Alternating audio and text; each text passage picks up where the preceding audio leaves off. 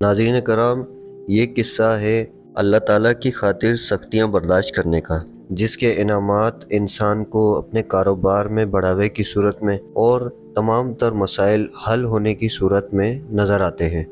اللہ تعالیٰ کی خاطر کوئی بھی تکلیف برداشت کرنا خسارے میں نہیں جاتا، کیونکہ اللہ تعالیٰ رحمان و رحیم ہے اور سخی ہے۔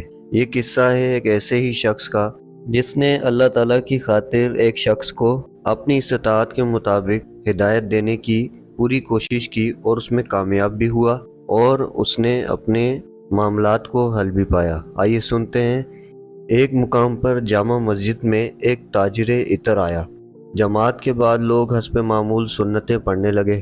اتفاق سے نمازیوں میں کوئی بڑے عہدے دار بھی تھے، تو اس تاجر نے، جو کہ ایک چھوٹے سے پیمانے پر تجارت کیا کرتا تھا اور نہایت ہی غریب تھا، اس آدمی نے سامنے آ کر سلام کیا اور عرض کیا کہ حضور، آپ کی نماز ٹھیک نہیں ہوئی، اسے پھر پڑھ لیجئے، کیونکہ مجھے آپ کے وقت کا بڑا قلق ہے، یہ یوں ہی رائگا جا رہا ہے۔ اس نماز سے آپ کو کوئی فائدہ نہیں ہوا، بس اتنا سننا تھا کہ ہمارے غصے کے آگ بن گئے کہ نالائق بےہودہ، تیری یہ جرت، ارے تجھے کیا ہوا ہے؟ چپ رہ، خبردار جو پھر سے ایسی گستاخی کی۔ اس نے کہا، صاحب یہ گستاخی نہیں، خیر خواہی ہے کہ پھر نماز پڑھ لیجئے۔ بہرحال دونوں میں یہاں تک گفتگو بڑھی کہ عہدے دار نے اس غریب کو مارا۔ اس نے کہا کہ آپ بھلے مار لیجئے، مگر آپ کو ایک مسلمان بھائی ہونے کے ناطے میں اس طرح جانے نہ دوں گا جب تک کہ آپ نماز ادا نہ کر لیں۔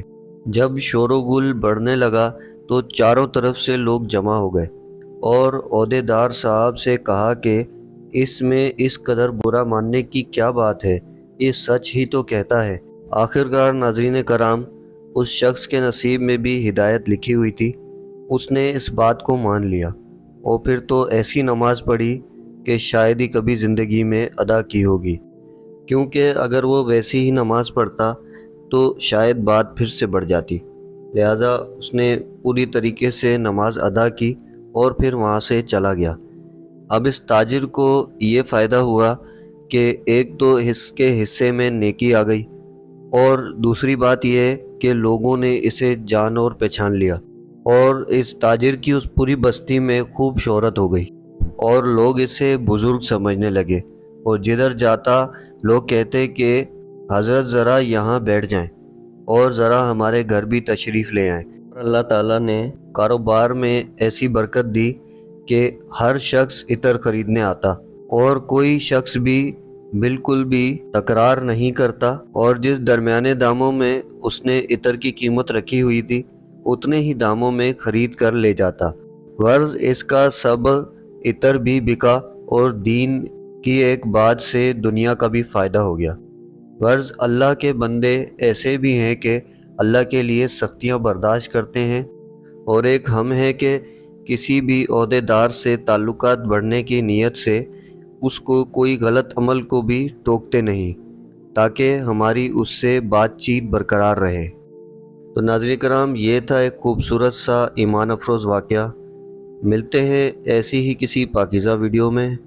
اللہم صلی علی محمد و آل محمد۔ اگر آپ کو ویڈیو پسند آئی ہو تو چینل کو سبسکرائب کر دیجیے گا۔